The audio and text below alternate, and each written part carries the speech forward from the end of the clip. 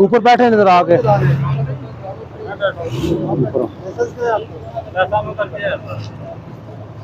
ये नहीं चला रहे थे।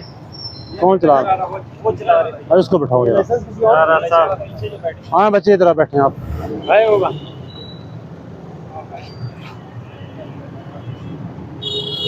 लाइसेंस किसका है? लाइसेंस मेरा है। लाइसेंस तेरा है, चला ये रहा था। इधर तक चलाने दिया। हेलमेट नहीं पहना आपने। हेलमेट सर इमरजेंसी में आया था, हेलमेट छोड़ के आया। ये फैन भी इमरजेंसी में ही होगा। हाँ ये पकड़े ना, किधर लाइसेंस अंदर ले जाए, हेलमेट का फाइन कराने का 2000 रुपया।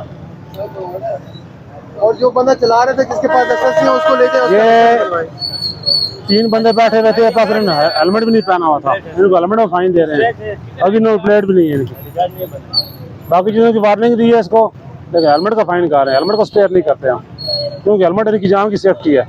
सबसे ज़रूरी चीज़ वो है, हेलमेट का फाइन ज़रूर करेंगे, वो कर रहे हैं इनको।